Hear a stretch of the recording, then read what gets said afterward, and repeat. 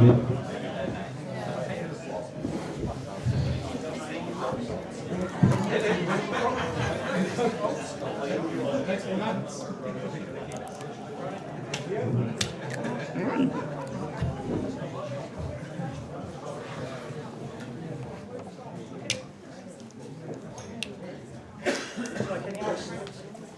good, thank you.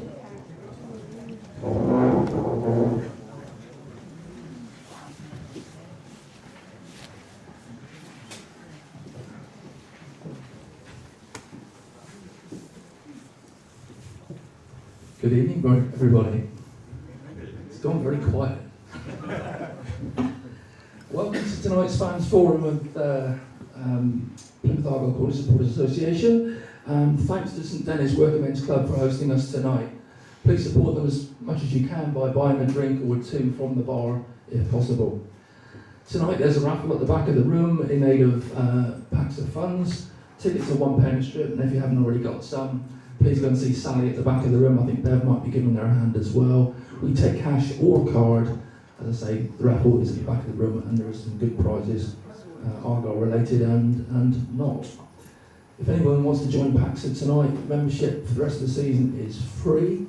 There's a blue clipboard on a table near the back of the room. You can add your name to the sheet there if you've not already done so. Tony's got the blue clipboard and it will probably be passed around at some point. If you add your name to that list, you'll be on our mailing list to receive our newsletter, the Janner's Journal. The next edition is due in March. So the plan tonight is we're going to make a quick start in a moment with a question and answer session with our guests. Hopefully that will last till around 8:45, and then we'll have a break for you to buy a drink and maybe some last minute raffle tickets. Then the raffle draw will be at 9 p.m. Hopefully wrap that up around 9:15 p.m.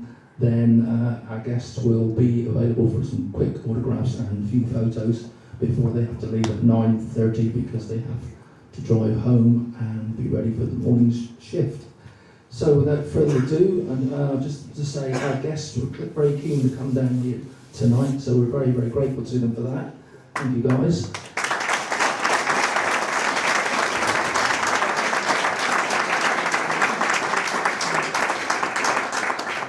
Just one other thing, Tony in the black shirt will be going around with a roving mic. So if you've got any questions, put your hand up. We will come to you in order as I spot you. And if you like to give your name when you ask your question, that will help us identify who you are when we look back at all this and try and work out who said what. So anyway, without further ado, please welcome our guests, Tom Cleverley and Kevin Nancekivell.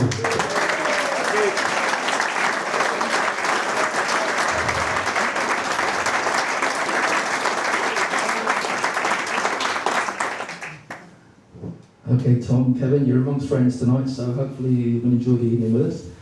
Tom, I'll kick off with a question for you. You joined Argyle in June last year after the unexpected departure of our previous head coach. How did that affect your preparation for the new season? Well, it was fairly difficult in terms of a transfer window where Miron, I think there were 7 players come in whilst Miron was still the manager, and then a couple more players came in the transition between Miron and myself, and then I think it was 7 more under my guideship. So it was a really difficult moment, and then along with a lot of other changes at board level, and then later down the line Andrew Parkinson and things like that. So yeah, it was a tough period to really stabilise the club, and in the background you're trying to get across to the team exactly how you want to play. So difficult set of circumstances, and we suffered for that for a little bit. I think we've got through that now. We stuck together through it, and we're starting to see the fruits of all our hard work. But yeah, it was a tough period for the football club more than myself. I took the job absolutely with great optimism, and I've enjoyed every single day, even through the tough times. So I'm not gonna say it was too tough, because I absolutely love being here. That's good to know. Thank you, Tom. Anybody got a question wants to stick their hand up? We'll get the roving mic to you as quickly as we can. Anybody want to put a hand up? If not, I'll ask you another question. Just to say, Tom, enjoyed watching the Argyle TV film Behind the Greens I enjoyed it so much, I watched it twice, and I'm probably going to watch it again. Obviously, for those that don't know, it's the film that followed your working day at Home Park recently. It sounds like you work about 10 hours a day, which is pretty impressive. Can you describe some of the detail that you go into during the week for your preparations towards match day? It seems like you're very meticulous and very organised. Yeah, it's a great question, to be honest, and I think that football has gone that way where it is. As long as you've got the fundamentals and the basics of hard work, of competing, of running, of looking after your teammate, and then you have to go in deeper into the details to really get an edge on teams. So we do. Today we've worked on sort of generally on a Tuesday. Tomorrow we'll be very tactical towards the weekend in an 11v11. Thursday would be set plays. And then Friday would be trying to bring that all together and last minute reminders. And I'll usually name the team on a Friday and go through that extra detail using video meetings as well. But going back to the work, I'm not one of these that has got to be first there and last out and everyone else has got to do the same. I want to work effectively, productively, but being the head coach, your workload is usually the biggest. Seems like. Excuse me. Seems like all the guys get in quite early, don't they, Kevin? I guess you get in quite early as well. Well, he's the first one in 10 managers that's in before me, so I instantly put a dislike to him and done that one. But yeah, no, like you said, he's a workaholic, and I think that bleeds into the rest of the staff if it wasn't already there. So I think we're a hard-working bunch, if nothing else. So, I'll get the hang of this in a minute. Certainly seems like you're all pretty keen to get in there early, and yeah, I think you've done about 2 hours work before breakfast, it seemed in that documentary, so fascinating watch if you haven't seen it. It's on Argyle TV, but I think it's free on YouTube at the moment as well, so well worth a watch. It's a brilliant thing. Okay, anybody brave enough to stick their hand up and ask a question yet? Okay, I'm going to jump back here first, a couple. Back there in the middle, then we'll come down to the chap in the front in due course. Okay. Would you like to give your name, please? Yeah, Ian. Tom, I know you plan meticulously. How the hell are you going to plan for Luton / Swindon when you don't know who you're playing? That's another good question and a challenging one. Yeah, it's been a bit of a farce, to be honest.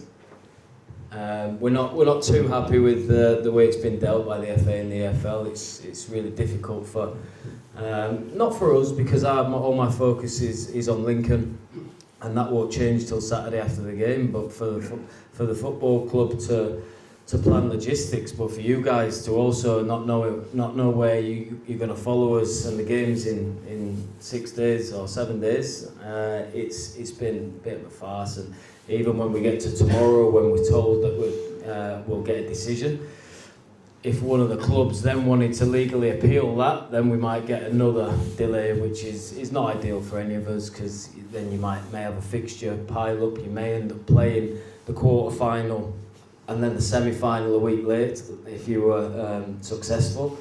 So not ideal whatsoever, and for all of us involved with the football club.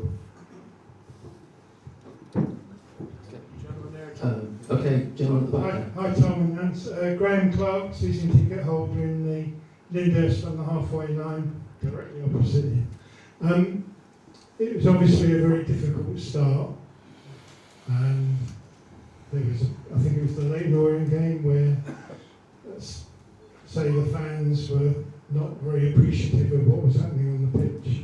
But you worked your way through it, and then eventually you arrived at the 4-4-2, which we're familiar with now. I think it was probably the Bristol Rovers game when Cornwall got sent off and you went back to 2 banks of 4, it might have started. But how have you developed that from that game, and why, and what do you think it has given us? Because obviously it's been reflected in the results and the performances and the points. Yeah, I think consistency is the first thing that it's given us, and something to really add stability to, add layers on top of that. I think the 2 banks of 4 has made us defensively more stable, with our wingers doing a real honest job to help out the fullbacks. and yeah, the two strikers and that the presence on the last line that gives you, and those guys connecting with each other. I think the Leyton Orient in the Virtue game was the real birth of that, where I thought Oseni and Tolai that evening worked really well as a pair, and we've been consistent in this shape for many games now, and from there you can grow. I think we've had to deal with injuries the whole season, but the difference from the team at the start of the season to what we are now is just that little bit more experience. We love working with young players, developing young players, but you need your Joe Edwards, your Joe Rolls, your Brendan Galloways around that.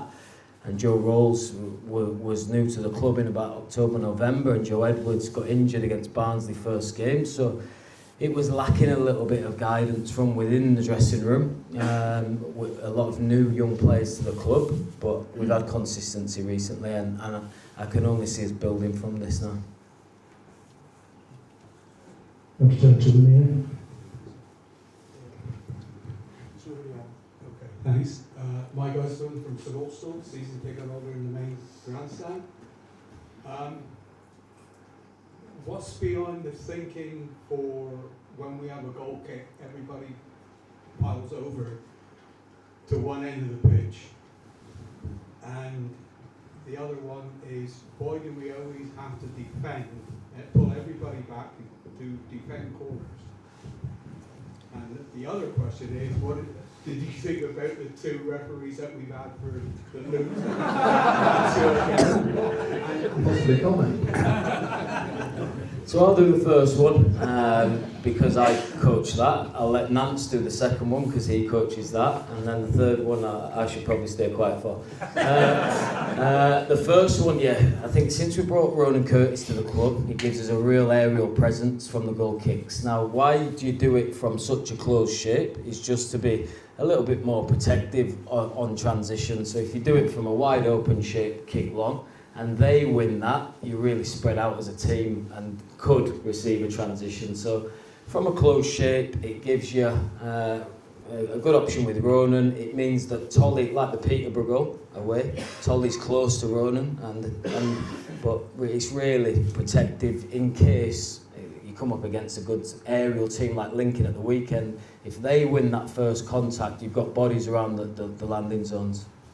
I'll let Nance go on to the corners against. Yeah, the corners against is a good point. It's been talked about for lots of years. Our belief really is, again, similar to the open play one, where if a team puts 6 or 7 bodies into the box, we need to match that, because if a corner comes in and someone scores, and first thing everyone's going to say is who was marking him. So it's just our principle of the way of defending. I'm reluctant to say how we're doing in that, because it always kind of bites you on the bum if you say you're doing really well at it, but it's been working for us this season. It allows us to have 2 or 3 of our big hitters in zones so that they're free to go and head it, and the rest of the lads become markers and blockers. You wouldn't consider keeping 2 up? Yeah, I'd consider it if it was the right personnel against the right team. But again, it would have to be for the right reasons rather than just sticking 2 up. I mean, if you've got a goalkeeper who's 7'4" and can claim everything out of the clouds, then there's a good reason to do it, I suppose. We're happy in the way we've been doing it at the minute. It seems to be serving us okay, so I think we'll stick with it unless he tells me different.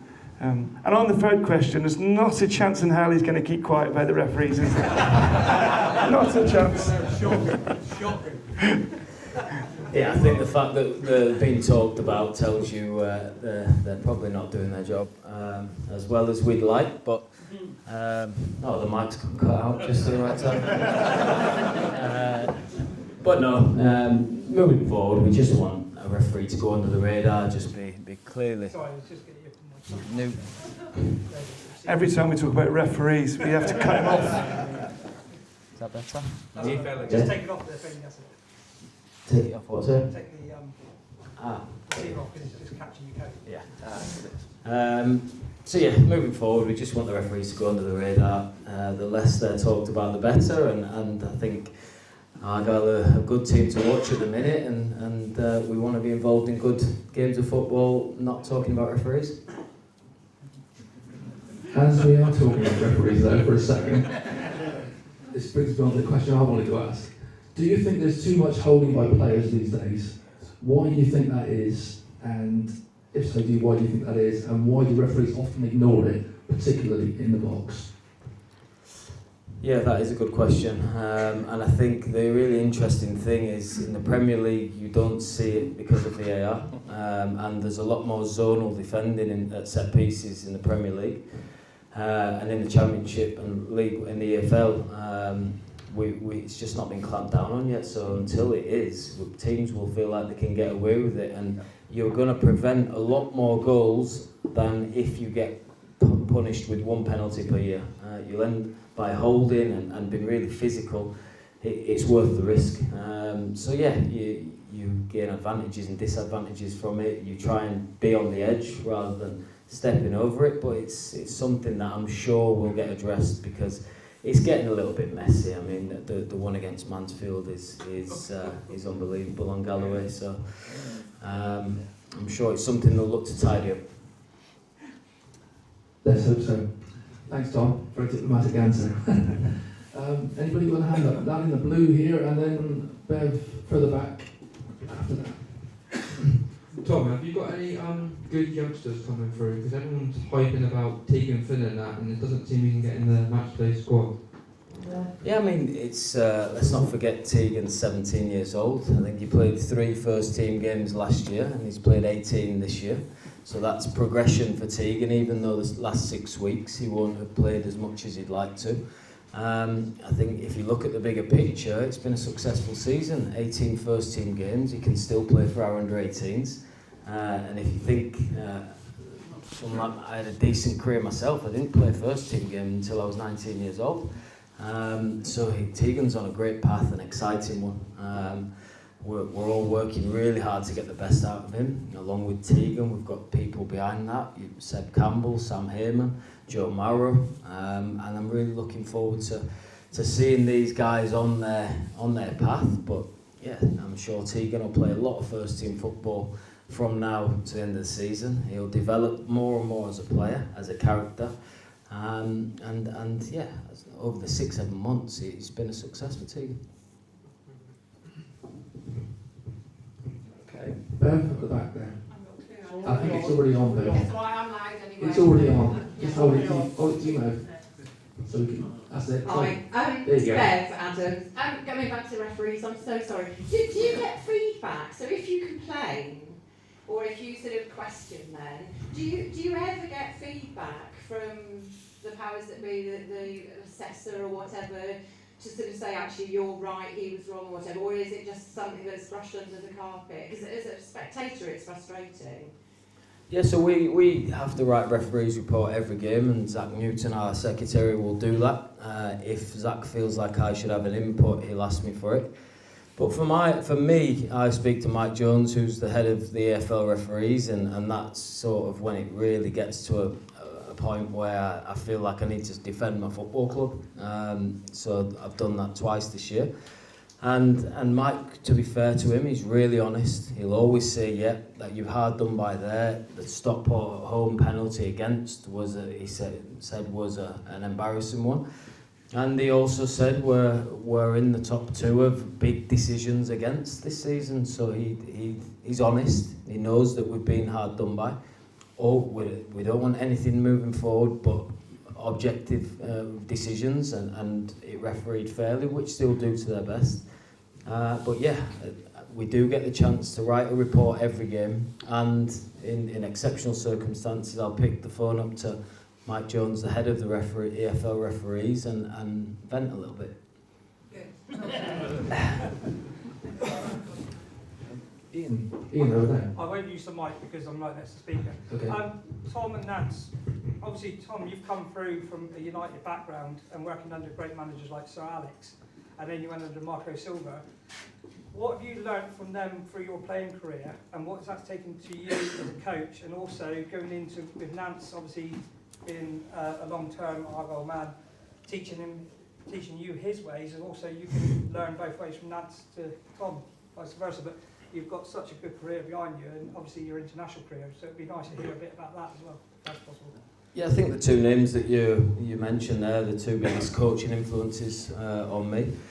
Sir Alex from a man management perspective, a discipline perspective, of being a win, what it takes to win perspective, and I was lucky enough to spend 14 years of my life at that club, Manchester United. And then Marco Silva has technically been the best coach that I've worked under, the Fulham manager now, and learned a lot about how he, as a coach, you're a teacher of football, and so a lot of coaches have the right ideas and the right direction of playing football. How you get your players to do that is then the real sort of where you earn your money. So Marco did that exceptionally well. Every time I was a player, I knew exactly what my job is. Now I think the thing with young coaches, especially coming out of academy backgrounds, is we can try and complicate things too much, the game. It's a simple game made complicated by coaches, and this is where people like Nance is the most humble guy ever, and he's awkward when he gets complimented, but he is important, really important part of my staff, that we're a young coaching staff, can be guilty of complicating it sometimes, and you just remember what football is. It's about doing the basics well, about fundamentals, and Nance has been super important for me. Brilliant. And did Nance learn anything, or vice versa? Do you teach Tom anything when he came to Argyle, the Argyle way? Because obviously Plymouth being such a unique club, being in the southwest, it was a big gamble for you moving down here. And obviously you've taken that chance and work and embrace it and get success. But how did you introduce Tom to the area and bring him into our area? Yeah, that's a good question. I don't think I needed to really introduce Clevs into what Argyle meant to everybody. He gets it. He's brought up at Manchester United, one of the most humblest, biggest football clubs in the world, who had a real close-knit identity about them, and that's something that I think we're all very proud of about Argyle. We are unique, we are special. So he could feel the passion. I think the last time you said when you came down with Watford last season, you felt that. So it didn't take a lot. He bought into Argyle straight away. Yeah, of course I bored him to death about Fred Binney and Paul Mariner and Kevin Hodges, and I do every day, and I'm proud to do that, and he listens every day and he takes it in. So if he's learned anything from me, it may be a little bit about Plymouth Argyle, but he certainly knew all about the heritage, the history, and definitely what it meant to everybody, because we are unique, we are special, and and that will always be the case. Right, can I just ask a question, please? Right, a lot of us here, probably not all of us, but a lot of us will travel away with you. What's it like when you turn up on a coach and you see the amount of fans, and then you walk into the stadium and you see a full packed, we sell out every away game now. What's it like to you? What do you feel? Yeah, you get the hairs on your arms, back of your neck stand up, and that is the absolute truth. I've played for Manchester United, and at away stadiums you don't get them numbers at the players' entrance. That is the honest truth. So to turn up 90 minutes before kick-off and be greeted by hundreds, even in our toughest time this season, when we were sort of Bristol Rovers away in the Virtue, that was a tough moment to follow us around the country, and still 50, 100. And then as we've won a few games, now it's into the 250, 200 that sometimes greet us. It does give me, but more importantly, those players will get a little boost of adrenaline to feel the support and to not want to let you guys down, and it's fantastic. Can I just add on to that as well, because I know how far you guys travel, because I've done it. I used to live it all the way from Kilcampton. I used to catch the bus at Red Post, Jennings' bus, and we travelled everywhere. So I get it, and I know every away game, and I say to Clevs and all the players, there's 1,200 coming up, there's 1,352 coming up, there's whatever it is. So we get it, and we are so grateful for all you do, your support, and the amount of travelling, the hours and hours you spend on the coach. And by the way, we travel the same hours, but our coach is quite nice. We can't grumble. We have a nice hotel. So we're very, very privileged in that respect. And you get back at all hours. You set off. You have to work. Your diary around your work, your families. It's hard work. It's hard graft. So I can promise you that every member of staff, every member of the playing staff is aware of what you do. And when they go out on that pitch, they might not always perform as you want them to do. And that's the same for us, when we will disappoint you in that respect, but they get it, they do care, they do understand, and they're blown away every time, I can promise you that.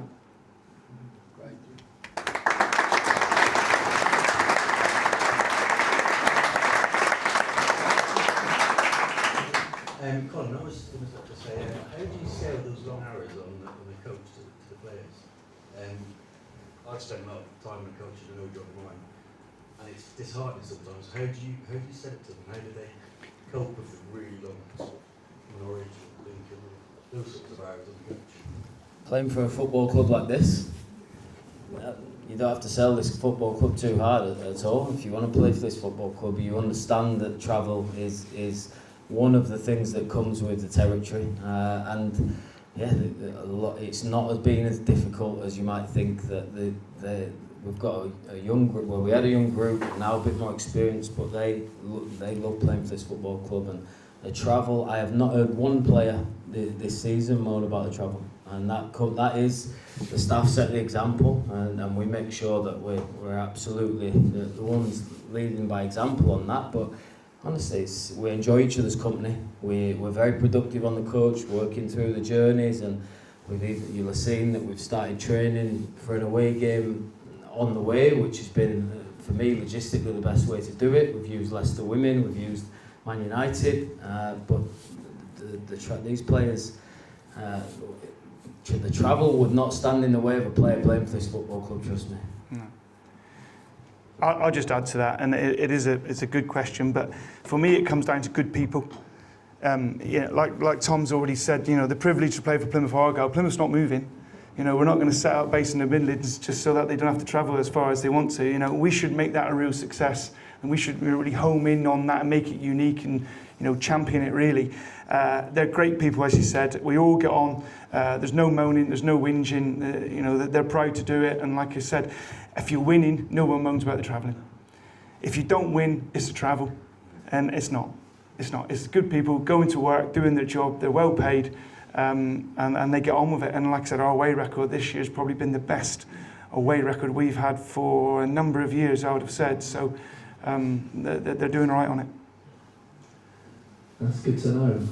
Can I just ask a question about what's the story behind the Argyle Uno club I've read about? Players playing Uno on the coach on the way up. It's all pretty serious, I gather, is that right? Well, they do. We also play, everything's serious. Everything's competitive. We don't play any game of any description unless there's a winner and a loser.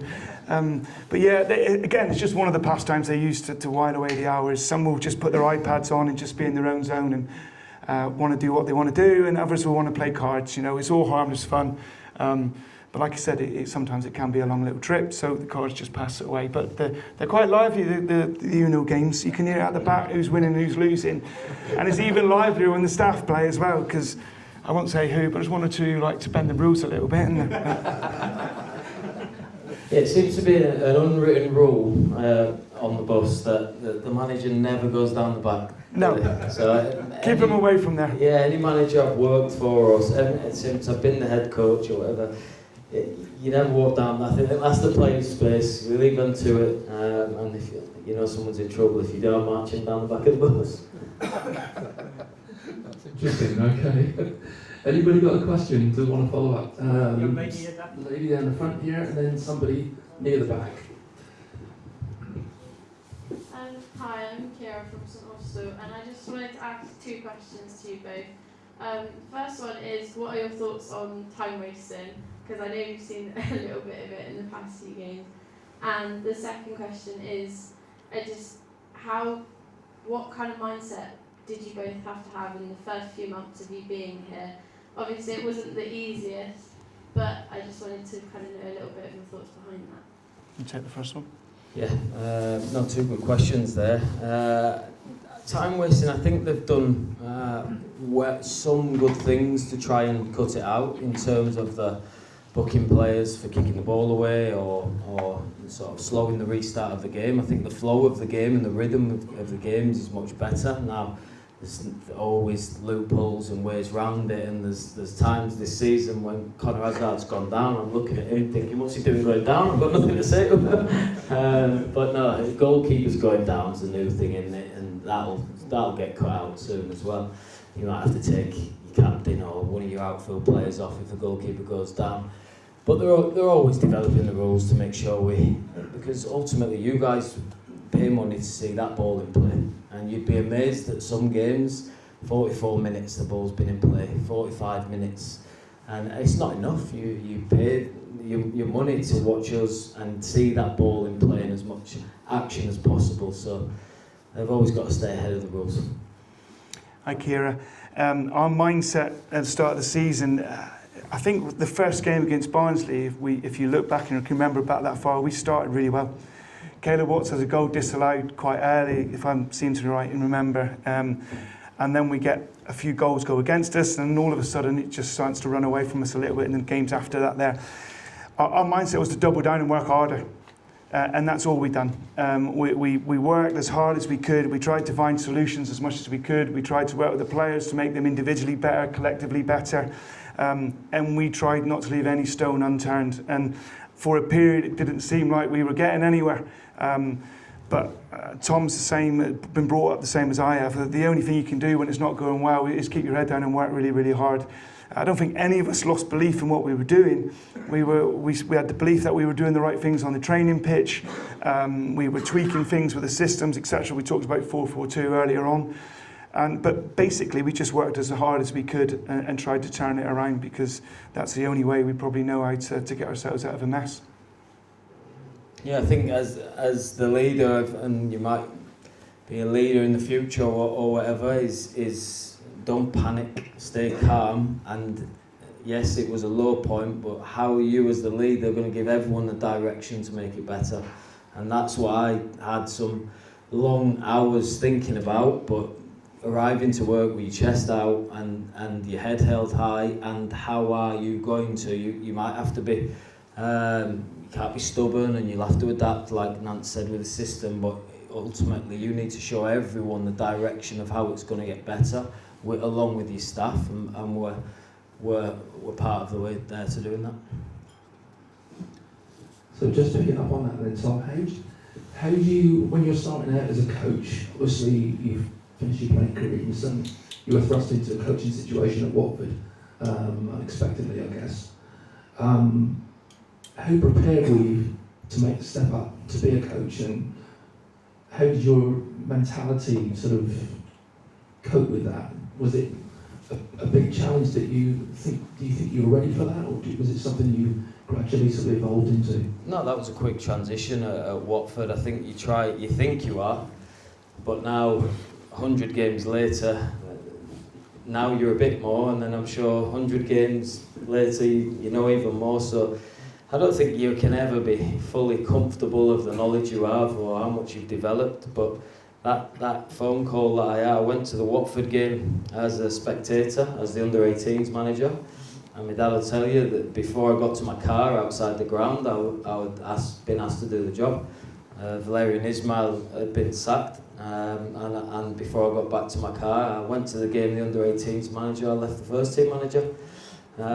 So I can tell you honestly, I don't mind. It's the most nervous I've been in front of a group of players. I played with half of them, and I then had to coach all of them on the Monday, and nothing can prepare you for that. You've just got to look. I was a good teammate throughout my time and well respected, so I had that instantly, and that's half the battle. So that bond you had as a teammate stood you in good stead when you suddenly became the gaffer on Monday morning. I guess they were all on your side and very supportive, were they? Yeah, I mean, I feel like I'm patting myself on the back a bit too much. I try and take everyone's account in. I like to see it from how everyone sees the picture, and that as a teammate then helps you as a coach. Just got to make sure it's tight. Put that box on the table. Yeah, so as the captain and as a central midfielder, you're connected to the whole team, and I think they're things that you take into your coaching, trying to see it from everyone's account, trying to empathise with everyone, and yeah, those things stood me in good stead for when I did have to jump into the hot seat at Watford, which is really hot.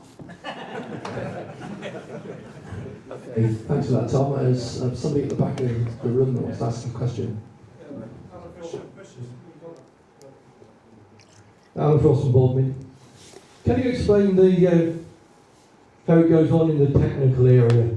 You've got 20 people there, all in a very small area, your substitutes, your opposition's manager and all their staff. So how does it work? What's the dynamics in the technical area at the elite level football? Good question. It's not the cleanest. There's a lot of rules now in there where one of us can only be at the front, directing to the players. And if we want to speak stood up as a coaching staff, we have to take a step back to do that. So we try and be as efficient as possible. I obviously look after the structure and the balance of the team. If we have to defend a set piece, which is what Nance spends hours and hours working on, then he'll go front and centre. And Matt, if it's an attacking set play and Matt's on the bench, he will do the same. So we always we're up and down, and I know sometimes it looks a bit messy, but the fourth officials are quite disciplined, with only one of us stood up directing to the players from the front of the technical area. And in a really shallow one like Stockport at the weekend, that's tough. I thought the guy was going to have to stand in the crowd at one point. But no, it's you got anything to add to that? No, I think it's just individual roles and responsibilities really, and Clevs has been spot on as a leader and giving everybody roles, and if everybody sticks to their roles, it doesn't get messy. So the substitutions, he knows when he turns around and says, I'm thinking about doing this, we can challenge it, and he will say yes, no, stick with it or not, and then we'll get on and prepare that player to come on the pitch. He's got enough to think about at the front, about with the game, the tactics and what's going on, to worry about what's going on behind us. So hopefully we look after all of that, make sure the players are ready to go on. The subs know their roles and responsibilities when they come on, pass the card in and all of that, so that he can just concentrate on what's ahead of him on the grass. Okay, thank you. It's somebody, one there and then two more further back after that. Hi, Dave, season ticket holder. How do you think the January transfer window went for Argyle? Was there anyone who didn't get over the line, or any positions you wanted strengthening? And what input did you guys have to the money people? So I have massive input in terms of not how much of the finances we spend, but the players and the areas of the pitch that we need to strengthen. Me and Derek, constant contact. Me and Paul Byrne catch up every Thursday along with Derek, and that's a moving landscape all the time, with injuries, with form, with the balance of the team. So we're always hot on what we need and being positioned to execute that now, when you've not got unlimited finances, which we haven't, and not many have at League One level. Then we have to be smart and we have to be patient sometimes. If you'd said to me on the 1st of January, you're going to end up with Ronan Curtis, Herbie Kane and Wes Harding, I'd say that's a really good window. And we've moved Barley on, who was an excellent player for this football club. But I think you'll agree that it was time for Barley to go and have a new challenge, and financially we got a good deal out of it. So I think January's been a successful one. We brought in really good, experienced players for the level, proven players for the level, and I'm sure you'll see that starting from Saturday. Hi, Anthony from St Austell. I've got 3 questions. One on the back of that was, how close were we getting to get Ryan Hardy? Was it actually possible that we were in the line for him? 2, what's the impact that Derek Adams has had since he's been, and what kind of dynamic have you and him got? And Nance, you're a legend. The whole of Cornwall, Devon, and really respect what you bring to this football club. And I think I just wanted to say that out loud, because I think that you've been there through the good times and the bad, and your commitment and passion for the club is undisputable. Thank you.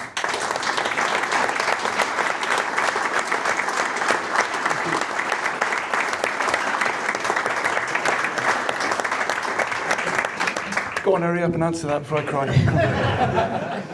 So first one, easy. No truth in the Hardy one. Nothing in that, not close. So that one's an easy one. The second one, Derek's been fantastic for us as a staff and me as the head coach since he's come back to the club. Technically, he's not had too much input, so he's there for me if I need the odd question and what does he think, I'll run it by him. So technically, no, he watches training, never coaches.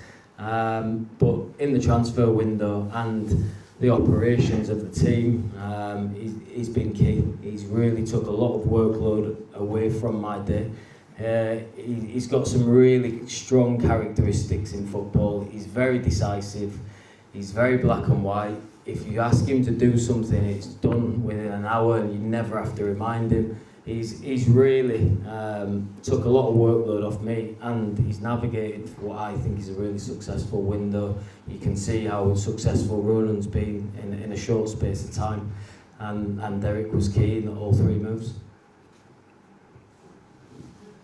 Just picking up on the last comment about your long-term links to Argyle, Kev. Just want to sort of take a quick trip down memory lane with you. As a player, you enjoyed success with non-league Tiverton, of course, and then joined Argyle. Was the step up to the Football League difficult, and how did you feel when you played for Argyle and scored? Yeah. He scored. I've not showed you it. Hold on a minute, let's get it up here a minute. How did I feel? Do you know what? I felt ill a little bit. I mean, I was too late in my career. I was 28. I'd had a successful non-league career from 25 to 27. There was lots of talk, etc., etc. And then Argyle, funny story, they'd been watching me, Steve McCall and Kevin Hodges had been watching me that season, which I'd had a purple season with Tivy. And we played them on the Friday night. We played Argyle on a Friday night pre-season at Tiverton. I scored, we won 2-0, and we all went out as Tiverton players. We all went on the lash on the Friday night. And it was back before the days of mobile phones or anything like that there, so we all went out. I got back to place Kilcampton Bradley on a Saturday, pressed the old button on the old answer machine, and there was a phone call from our manager at Tiverton, Martin Rogers, saying, you need to ring me quick because Argyle are on the phone. And I'm like, I can't be doing with this here now, what are you on about? So I did ring him. Kevin Hodges had been on the phone and they wanted me to play on the Monday night. We were playing Everton, if you can remember, at Home Park, Gazza, Mark Hughes, the full lot. And I thought, he's having me on here, you're winding me up, aren't you? I mean, a boyhood Argyle fan from the age of 7 or 8. You don't expect to turn pro at 28 and get there. Anyway, turned up, rocked up, played the second half, ran around like an headless chicken, chased every ball I could see, and thoroughly enjoyed myself, didn't think too much of it. Transpired 6 weeks later, I ended up signing. When I signed, I never gave the best version of me because I was in awe. You've heard of imposter syndrome, and looking back now, I had that. It was my club. I was at Home Park and I was in awe. And I never really got going. Obviously, Kev got the sack, Paul Sturrock came in, and within 2 or 3 weeks, Paul had seen that I wasn't good enough and up to the level, which was fair enough. And I was soon back where I came from. The level, the difference was massive. It is really, really hard. Anybody from non-league to jump into the league, it is huge. It is huge. I was the fittest by a mile at Tiverton and the best player, and I went to Argyle and I was one of the slowest in the club, and the levels was just totally different. So difficult. Saying that, I loved every minute of it. I really did. I've lived the dream. I've been a supporter, and I'm lucky enough to play for him. Lucky enough to score 130 yard from 1 yard. So it was the right club, but the wrong time. It was a little bit too late, but you're never going to say no to Argyle, are you? And if they ask me to be Pilgrim Pete, I'll do it next week. It's not a problem. But it was a challenge, and I think when you see non-league players step up, you know, the older they are, the harder it is. And I wish he'd have come in for me when I was 22, 23, and you never know. But hey ho. But at least you did it. I had a go. Yeah, loved it. And you're still doing the business with Argyle now. Trying to. Well done. Thank you.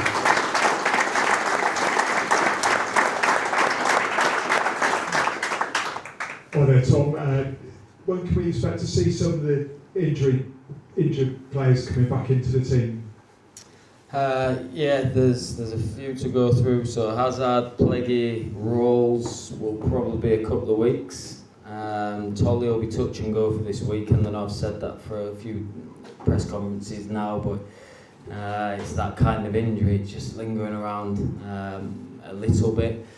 Brendan Galloway, I'll have the result of a scan on my phone after I'm off stage. And Bradley Ibrahim's also a couple of weeks away, so that's good news as well. So 6 or 7, but 6 or 7 really important players, which is, I'm sure all of them will make a case to start getting our best 11.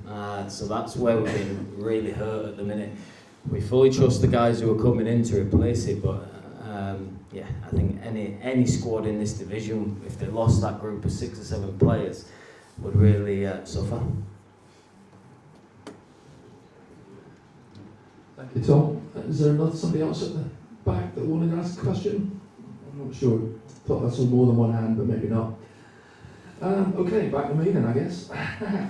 Okay, quick question for you then. Yeah, question for both of you really. Do you ever switch off mentally, and what do you enjoy doing in your spare time, if you have any?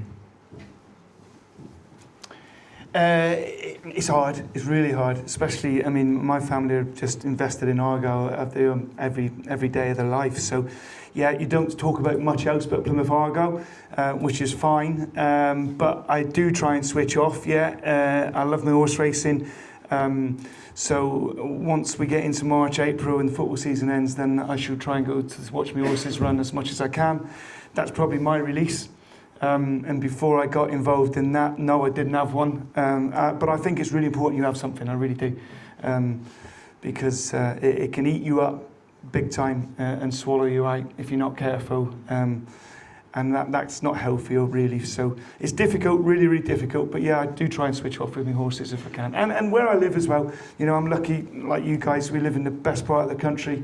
You know, and I live in the middle of nowhere. Tom's been up, and I don't think he'll come up again because it was that far away from Plymouth. But, so I love the country walks. I love my dogs. I'm a country boy, so give me a bit of grass, a field, and a dog and a horse. I'm more than happy. I can vouch the fact that I went up to Nancy's house and all they talk about in his household is Argyle.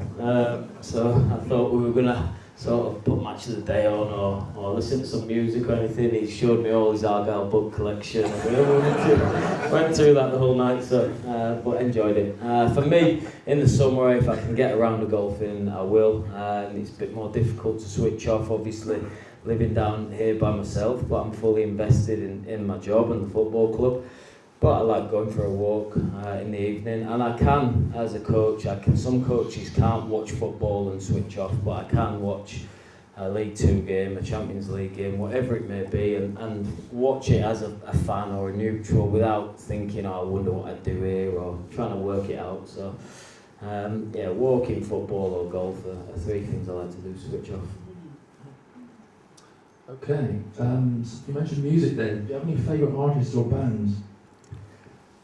Mine's a Manchester-based band called Cortinas. Yeah. Fisherman's Friends? Ian, I think you wanted to ask a question. Yeah, just a couple of quick ones. Tom, in your playing career, what was your favourite goal for like United and then England? And also, in terms of the going forward, this is the second part of the question because Nance will have a bit on this. Obviously, we lost a lot up the road the other day, and we've got that big game coming up, which potentially could be postponed because of the Virtual Cup final. What's your preparation now? Nance has driven that passion into you after that result at St James's Park not long ago. So there's 2 double-headed, there's the good and the bad side, and how we can prep for that big game later in the year. I was enjoying myself till you brought that up. We've got to prep it to get it ready because we're on the up now. Yeah, I didn't score for England, so it'd be United goal. It'd be probably Sunderland at home was the best goal I scored there. The Newcastle away one was a little bit of a fluke, so I scored one at Sunderland at home, assisted by the current manager, Michael Carrick. The goal that meant most to me in my career was one for Watford away at Palace, the winner. That was a nice one, but most sentimental to me, I had a real bad Achilles issue at Watford. I thought I wouldn't reach the same levels, and I came back, and the goal I scored was at Sellers Park, a nice volley. So that one was the one that meant the most to me, and yeah, the second question is obviously something that we're all looking forward to getting revenge on what happened. It was a real poor performance, a real hurting evening for us all and the football club. I know the power of winning your derby and what that can then do for the momentum and the confidence of the players. So yeah, we have to prepare for that game when it comes, to get revenge and then kick on for the last few games of the season. And your favourite? Goal. Goal, yeah. Well, crikey, I talked about the Hartlepool goal, but I think from my favourite goal is an Argyle goal that I didn't score. Would have been Morgan Whitaker at Brentford. To see that one at the back of the net will live long in my memory. Yeah, special goal, obviously. And that celebration as well. Yeah. Yeah, Nance, I was going to mention that at some point. Obviously, you and Joe were in temporary charge that day. You had a 3-match spell which ended with that memorable cup win at Brentford. I was going to ask you, by the way, there's a great photo of you on the Argyle calendar this month. I don't know if you've seen that yet. It's a cracker if you've got the Argyle calendar. Just turned my page over this morning. Yeah, so Kevin, how did you inspire the team and what are your memories of that day? The Brentford game, yeah, it was. There's a long story behind that one as well. So, obviously, Wayne had departed the football club, which it's never easy when a manager goes. And by the way, he's a good friend of Tom's and he's a friend of mine, I like to think. And what people don't see about Wayne is the personal side to him. And the guy's an absolute treasure. He's an absolute legend, never mind what he'd done on the football pitch. So that was upsetting to see him go. And then we have to get on with it with me and Joe in charge. The Brentford game leading up to it, listen, our away record had been well documented. We were rubbish, weren't we, away from home? We couldn't buy a point away from home, let alone a goal or anything like that. Brentford, I think at that time, were flying high in the Premier League, one of the best home records in the league. So I really didn't want to be there, to be honest with you. I'm thinking Miron's got appointed on the Friday night. We could be in for a bit of a chase in here, and I'm going to be the one stood at the front taking all the responsibility. It's my club, and I'm going to feel I'm going to let the football club down big time.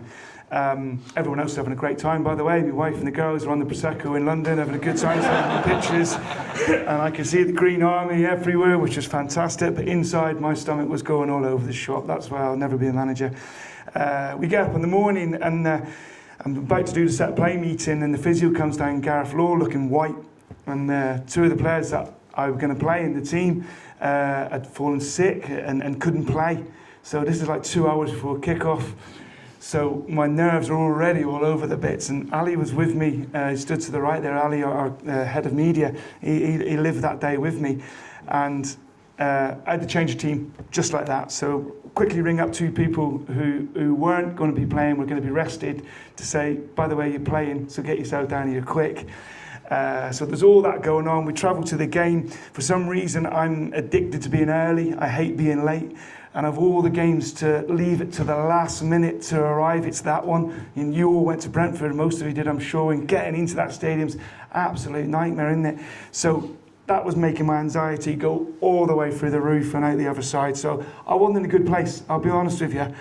What should have been a fantastic day was turning into a day of hell. And there's a picture of me as you jump off the coach that Izzy took, and you've seen they take the pictures of the lads when they're coming off the bus, don't you?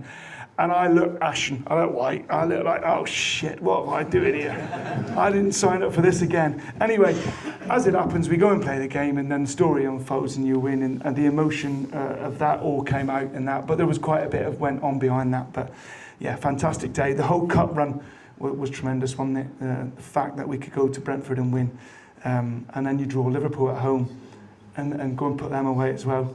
And then we get Man City away, and you end up sitting opposite Pep Guardiola and thinking, crikey, this is all right, this. I was much more relaxed sat back there when Miron was stood there than me. But yeah, great experience, and hopefully it'll live long in the club's history for a long time. Yeah, brilliant day. I just wish I'd been there. We had tickets and I was ill, so I couldn't go. Oh, was you? So I missed it. Yeah, it's interesting to know just how nervous you were, though. Yeah, it's not for me. It takes someone special to be a manager. It's not. Listen, I will always step in if asked. Hopefully, I'll never have to do it again because he'll be here forever. I think you have to have a special skill to do it. It's all right doing it over a 1 or 2 game period because you can get the lads going. You're with them every day, so hopefully they respect you and they'll run that little bit for you. But to do it week in, day out, I'll leave that to him, and I'm quite happy to pick up the cones and do what he tells me to do. So, thanks, Dan. So, Tom, obviously you probably suffer a few nerves now and again, but you seem pretty calm most of the time. How do you manage that? Yeah, I'll be honest, derby weeks have always got hold of me as a coach. I mean, I like to be in control, and I feel like I always am, but the 2 Luton games that I could manage to get for Watford, and the Exeter game is where you feel like the consequences of this game are big, and not just this next 2 hours, but the impact that could have.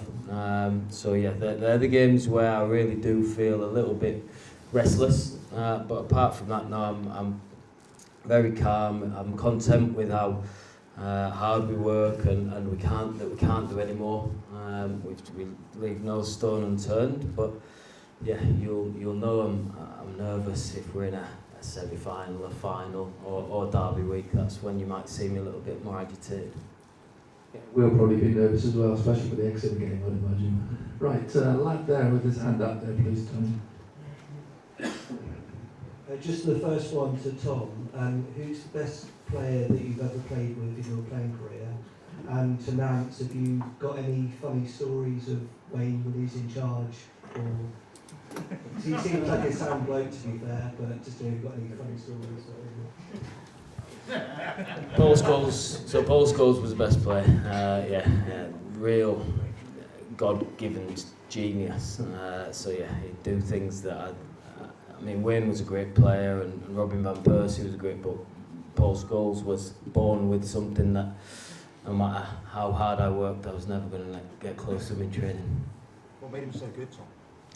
He was always 3 steps ahead, so he was 5'7", he couldn't tackle, he wasn't quick, but his range of passing was like a professional golf player. The ball made a different sound when Scholes hit it, and if you tried getting close to him, he'd flip it around the corner, or if you then stayed away from him, he'd dictate the game like the conductor. So yeah, to control games from midfield at the highest level takes some skill, and for a midfield player to always look like he's got time, he's way ahead there, and he had it in abundance. Second part of your question was not so much funny stories, lots of happy, good times and good memories. Like I said earlier, he's a very good friend of Tom's, and proud to call him a friend of mine. What I loved about Wayne Rooney was Wayne Rooney, not that he was the England international superstar that you all see. The person behind the actual football person was even better in my books. I don't care if you're the king or the queen. If you don't love Plymouth Argyle and you're not a good person, then I'm not really interested, to be honest with you. And he was that. He was a fantastic person, and he bought into Plymouth Argyle and really, really cared about it. The only thing that I was probably the one time where I was a little bit in awe. We were bottom pitch of Harper's. We'd finished the session. It was the end of it, and it was a 6v6, standard 6v6. One of the players got injured. Wayne stood next to me, and he was getting a little bit angry about the level of the game, the tempo, and I could see him, and he wasn't like a Fergie, Wayne. He was calmer than that, and he did have a temper, but he was much calmer and wanted to step back and watch it. And this particular morning, I could just feel the heat rising in him, and he was getting redder and redder, starting to mutter under his breath like this here. And anyway, player went down injured.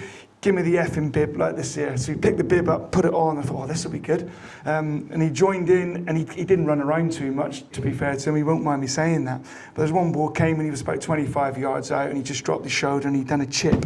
Boom. And it went like that there, and it dropped. And I just went, and everybody else there went, like that.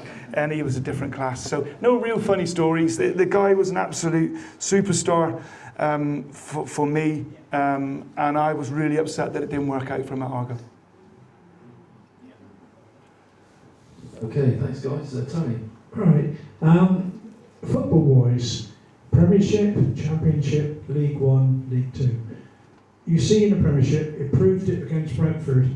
Morgan going across, they all stood off him. I've watched matches this weekend where they stand off each other, they don't take tackles. You go in the Championship, they aren't too far off of what Premiership does. But when you come to League One, we said about it earlier, next Pebble had his around his neck and everything, referee didn't see it. They're going in, crunching tackles and everything like that.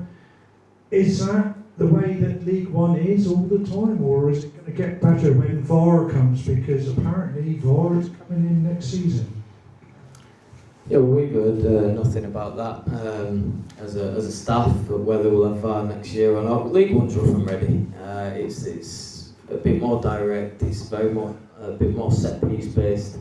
So you are going to get a lot more chances to get contact on people. In the Championship, Premier League, it's a bit more fast attacks and harder to get closer to people. I bet there's less crosses into the box and less direct play, but League One is a bit more rough and ready. I like the competitiveness of it, and at times it's going to be stepping over the mark physically, but I think that puts us down as quite a physical team, a high intense team, an aggressive team, and we've been successful doing that at the minute. As for the VAR side of it, it's been muted that Doncaster and a couple of other teams are going to have it. It's going to be fed in very, very quietly, which I feel is unfair on every other team, because you're going to go to Doncaster, have VAR, they're going to come to you. Same thing happens down there, you aren't going to get the VAR part. So if it's going to come in, it's going to come in all across, not in bits and pieces. Where are they going to get the restaurant? Yeah, you'd think so. You'd like to think it was a level playing field for everybody, wouldn't you? I think going back to the original question, I think the scrutiny that the Premiership and the Championship, it is a lot higher. There's more viewers, etc., so that may play a part in it. You know, if VAR does come to us, every football club, then you'd like to think that we follow suit to the Premier League and the Championship. Okay, lad in the blue then, just there, Tim, please. Question for Tom. Do you find it hard living away from family when working as a manager at Plymouth? It's got its advantages, disadvantages, you know. I did it when I was at Watford, where my wife and children lived back in Cheshire, and I stayed in North London, so I've done it for 2.5 years now. So yeah, I like the fact that you can really focus on your job. You can sleep every night, and you can wake up fresh, and you can work to late hours, and you're not getting it in the air about doing school run. But no, so I can really focus on the job in hand. Now there are disadvantages that then you've got no sort of healthy distractions. You know, you're looking for in the period where we were a poor football team. You want to go home to your wife and children and sort of take some comfort in that away from the game. So yeah, there's positives and negatives. There always will be. It's tough being in football in this industry where managers can move around, and been at Watford one day, I'm at Plymouth the next, and you don't want to keep moving your family's skulls, so they understand that, and yeah, I get back up north once a fortnight, and it's all good. And it's nice that your dad is with us tonight. He is, yeah, he's over in the corner, yeah. Evening, Mr. Cleverley. Okay. That one again. Tom, what's the toughest decision you've had to take since you've been head coach at Argyle? Oh, that is a good question. Can I come back to that one? If you like. Yeah, absolutely. I'll come back to that one, yeah. Okay. Something to think about. Gentleman here with the grey hair, we'll just wait for the mic a second, and then a couple of... White hair, I think. Sorry, white hair, beg your pardon. from the start, John, Block 9. I too enjoyed the recent YouTube with got your training day, Tom and the team. I was interested to hear you talking about protecting the training areas. On the theme of training, trying to keep all Falcons back. I know a few years ago Argyle were looking to move out to Intercept and purchase the ground out there, and they moved back to guns instead. Are there any plans to improve, develop, will Folkestone Park offer an opportunity? I understand it's primarily academy and the ladies team. Any plans about training? Injuries have been mentioned. I'm not going to try and make links to that. But, Yeah, I'll let Nance will probably elaborate on whatever I say here, but no, the first team are not planning to move away from Harpers at all. I mean, we've had a tough winter in terms of rainfall, that's for sure, so you have to, when you've got 2 training pitches, I mean, we went up and trained at United on Friday and they had 12, 13, 14 pitches to rotate around, so yeah, when you've got 2, you've got to be smart with how you use that, and you want them to be as durable and as long-lasting as possible. So whenever we do need to use the stadium, we do. And the club's always looking to develop, to improve its resources, and have been at a championship club last season, and we don't lack anything from what Watford have got, or what clubs I've played for in my career outside the Premier League have. We've got all the resources we need to be as successful as we possibly can be out there on a Saturday afternoon, and yeah, as far as Folkestone and that, Nance will know more than I do. Yeah, I think Harpers, the club's invested significantly in Harpers over the last 8 to 10 years. From where it was to what it is now is night and day. As Tom's rightly said, you know, you come down, we're not lacking for anything. It is only 2 pitches, but it's more than adequate for the first team at the minute, and the quality of the pitches in a normal year. We've had a horrendous period of rain at the minute, which is testing for the ground staff who do a brilliant job, but we've invested in the infrastructure, or the club have, massively over the 8 to 10 year period. So Harpers is something to be really proud of at the minute. Folkestone Park is the same. I don't know if any of you have been down there, but it's a real hub for the city as well. You know, the women's team are going to be based there, the academy, as you know. Our academy's never had a home. And I worked and still do work a little bit with the academy, and for 10 years the coaches and the kids were working out of car boots and travelling around trying to find schools that could have an AstroTurf or wherever, and that's been really, really tough. So for them to have an actual base at Folkestone, it is fantastic, and it'll take a little while before you start to see the real product of that there, but it's a fantastic venue, you know, which we've invested in. So we're really in a really strong place infrastructure with Folkestone, and Harpers is no problem at all. It's a great place to work. Okay, gentleman in the corner there, yeah. First question to Kevin, which is, of course we've had quite a few managers and head coaches in the past few years. How easy or hard is it to adapt to each coach that has come in to work to their needs or what they're asking of you? Yeah. And then the second question is a question actually asked last week at the senior greens to the 2 Joes, which was, is there a rule in the game at the minute that you would either like to see adapted or taken out of the game? So like the 2 Joes last week said they would like to see VAR basically gone altogether. You know, if a goal is scored, they look to the linesman, flag's not up, it's a goal. Do you know what I mean? That's the end of it. Where they were talking with VAR that you have to wait maybe 2, 3, 4 minutes to actually see if a goal is scored. So that was what they would like to see gone. Yeah. But was there anything you would like to see introduced? That question's to both of you, but the first one is your... I'll let the brains answer that one.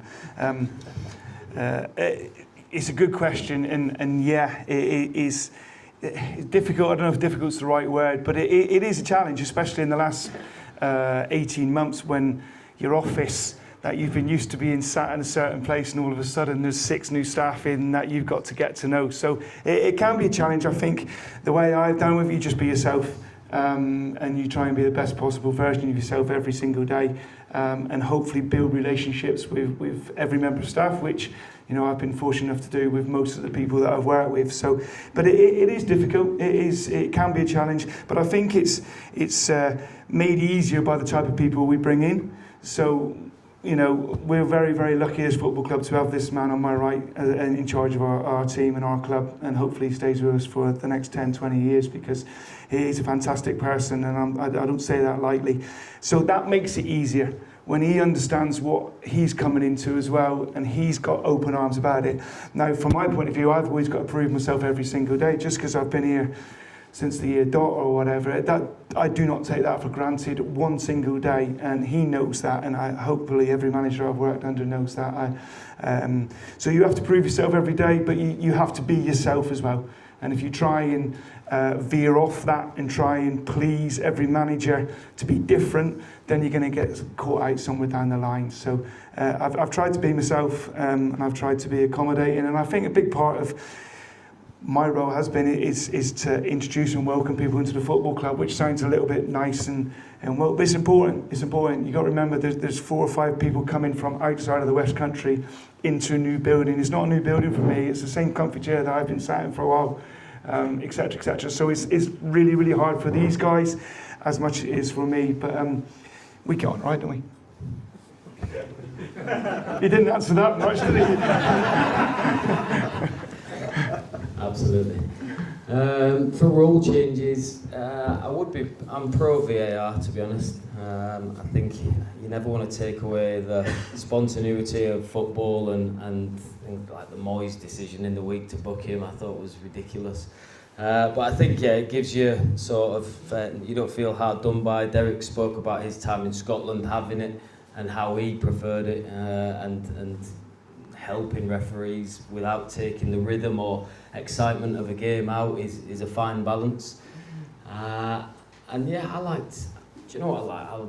I love giving the academy players a chance, you know, which is difficult when you have 22 senior players. So I think that every League One club could fill benches if there were 9 subs like there are in the Championship, which would give your Teagans, your Freddies, now he's back, you maybe even Seb Campbell's, exposure, not necessarily getting on every week, but the exposure to what a full home park looks like. So maybe that's one that we could see in the future, that the 9 subs filters down to League One.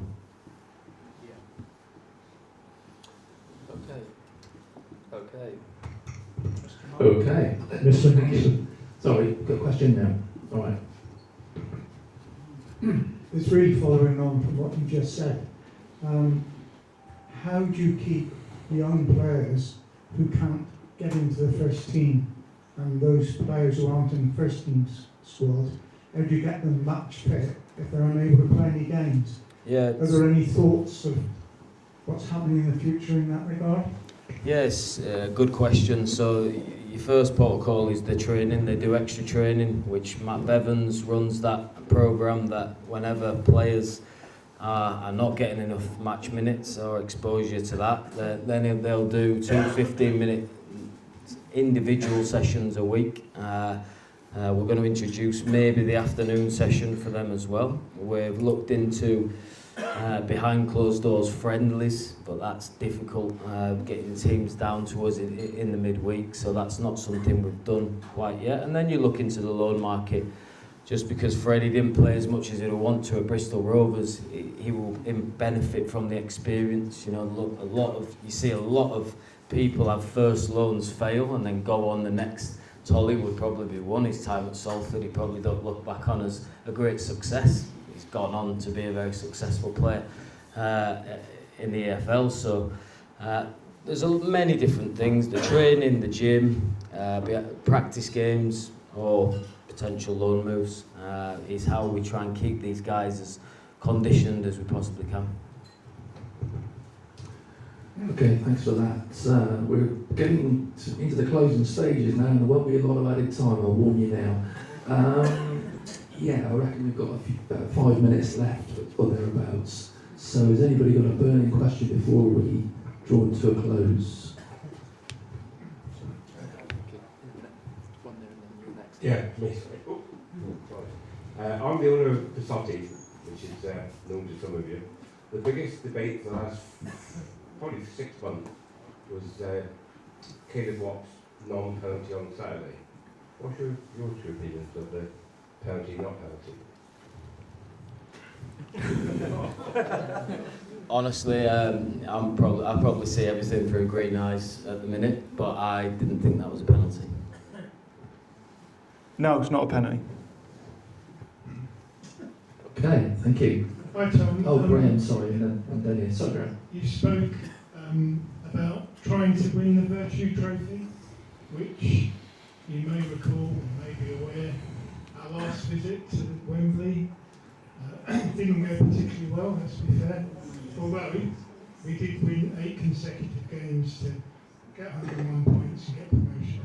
So, first of all, your thoughts on the Virtue Trophy and winning it, and how important it would be for Argyle to win their first national trophy at Wembley. Secondly, playoffs.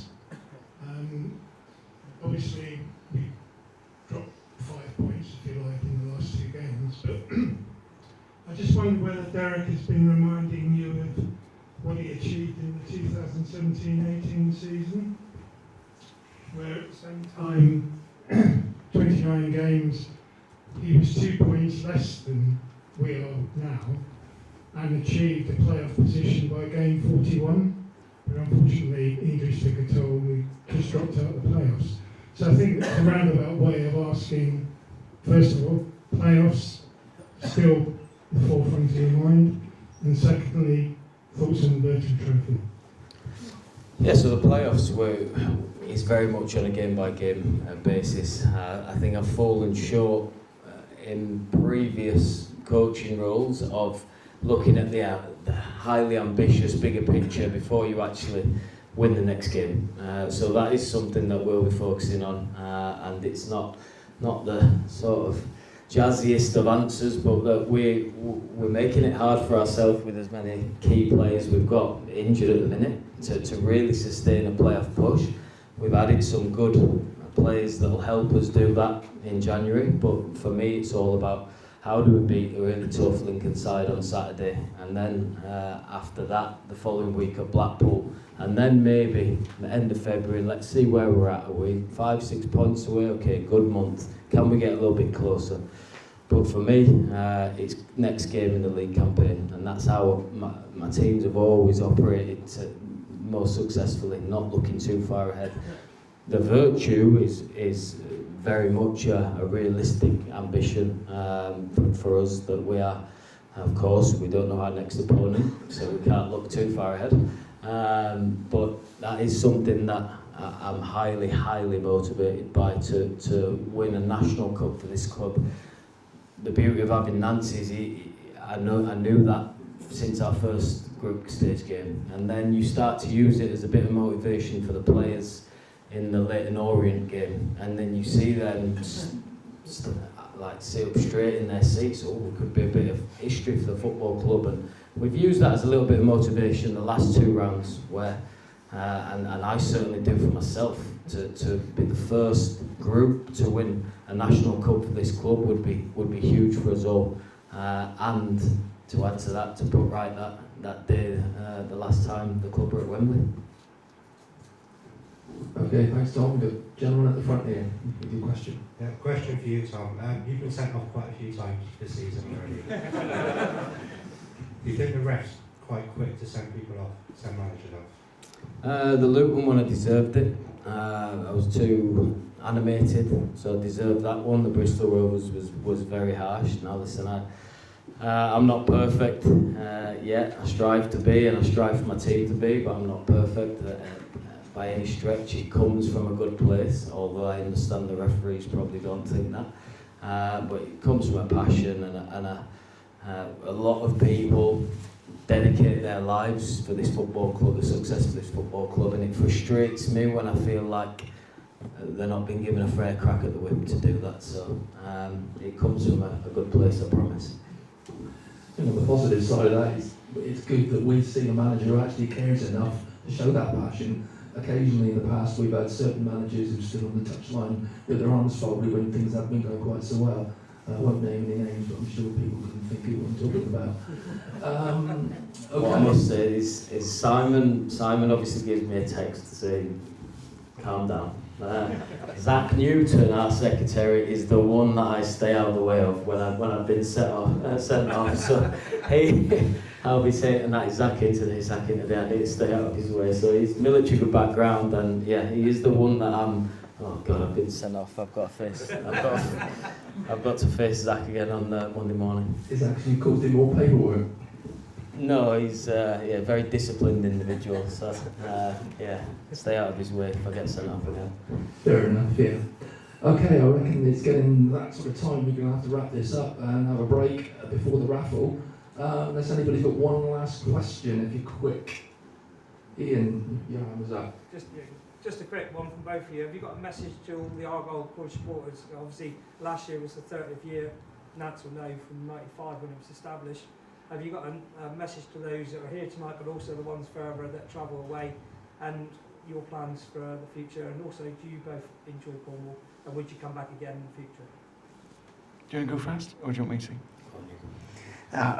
Well, I've said it before, haven't I? And all we can do is repeat what we're saying, and not being disrespectful, I get it more than most. I do understand. I live in Cornwall, right on the Devon-Cornwall border, so I understand where you travel from. I understand how big Argyle is down in Cornwall, and I understand how passionate you're all about it, because we are. We've got someone who's not a West Country man as passionate as I am, and I'll say that takes some doing, but he is. So we thank you from the bottom of our heart. We really, really thank you. We never once take it for granted. The players every game are aware of what we're playing for. We're playing for you guys and supporters all over the county, and we really, really appreciate it. And if we can bring you some more success and happy trips back, then that'll do me. That'll do me. We can't promise it, but we'll give everything we can to do that. Thank you.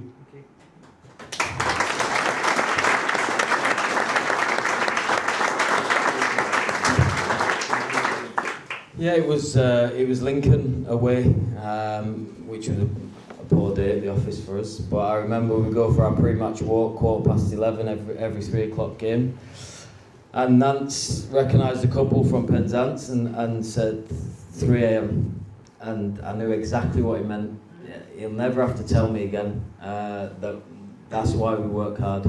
We're desperate to do you guys proud. The team are also, but that'll always. I think that's the one that sticks out to me. It was a couple on a bench. They might even be in the room outside a bar where we were having a walk, and Nance says 3 a.m. Penzance, and that is unrivaled sort of support for your football team, and I don't think I'll ever see it again, to be honest. So we thank you. We're deeply grateful for that support, and we hope to do you proud. Can I just say, in 5 or 6 years' time, that bus leaving Penzance at 3 o'clock, can you stop at 5 o'clock in Bude and pick me up? Because I'll be in the back seat with you.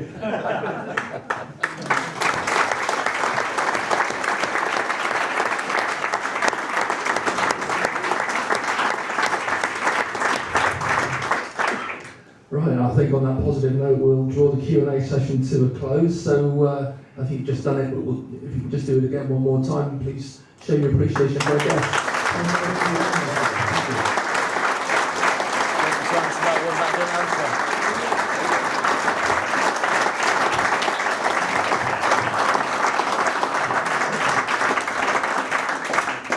Just quickly, Tom's got an answer to that question that I asked earlier on, I think.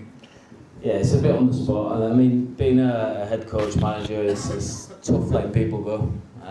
So when you make the decision for Barley or for instance, but someone that stood out for me was Victor Paulson. I don't know too much about what he did or how he performed for the club before I was here, but he was an absolute warrior, a diamond of a person, cared deeply about the football club, still does. The first to text me, so to make the decision to let Victor leave was a tough one in the early part of my career here, and but there's probably been a lot more significant ones, but letting people go, releasing people and things like that is a tough part of the job. Fair enough, I'm glad I don't have to make those decisions. Okay, thanks very much for showing your appreciation, everyone. Thank you, Tom and Kevin, for a great evening so far. Really enjoyed it. Thank you. We're going to have a break now where you can buy a drink at the bar.